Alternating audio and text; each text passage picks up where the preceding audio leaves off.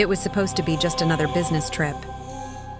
Daniel checked into a small hotel off the interstate, exhausted from hours of driving.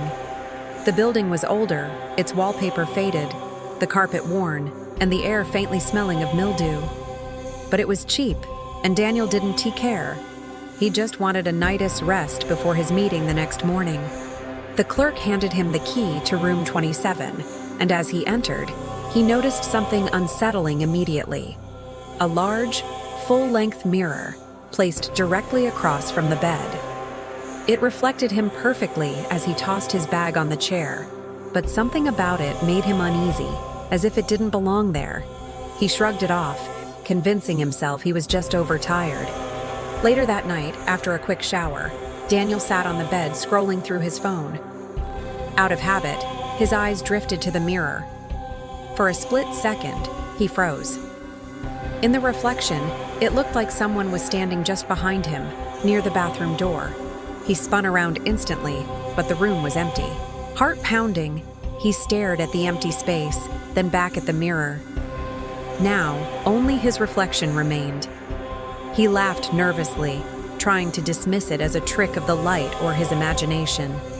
But deep down, something about that fleeting figure felt too real. He tried to sleep, pulling the covers tight around himself, but his rest was uneasy.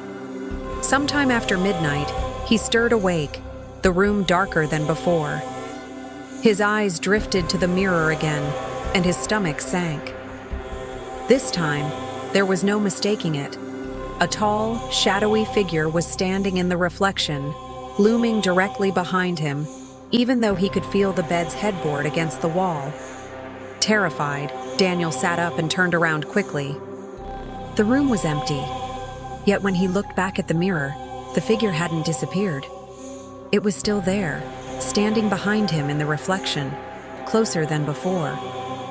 His breath came in short gasps as he scrambled for the lamp, flooding the room with light. But the figure remained in the glass, completely unaffected by the brightness. Its head tilted slowly, unnaturally, as if acknowledging that Daniel was watching it. Paralyzed with fear, he grabbed his phone and snapped a picture of the mirror. The photo showed nothing, only his reflection. But when he lowered the phone, the figure in the mirror was now standing right at his shoulder, its face inches from his own reflection. Daniel screamed, stumbling backward until he hit the wall.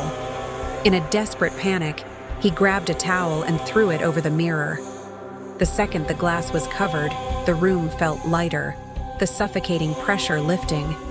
He collapsed on the bed, shaking, too terrified to sleep again. The towel stayed on the mirror until morning. When he went to check out, Daniel tried to explain to the hotel clerk what had happened. The clerk's face went pale, and after a long silence, he whispered, "You were in room 27?" Daniel nodded. The clerk leaned in and said quietly, "That mirror's been in that room since before the hotel was built. We've had guests say the same thing, but you're the first to stay the whole night." Daniel never looked back as he left the building, but in his rearview mirror, just for a second, he swore he saw a shadowy figure sitting in the back seat, watching him. He never booked a roadside hotel again, and he refuses to sleep in any room with a mirror facing the bed. To this day, he still wonders if he truly left that thing behind, or if it followed him home. Thank you for watching.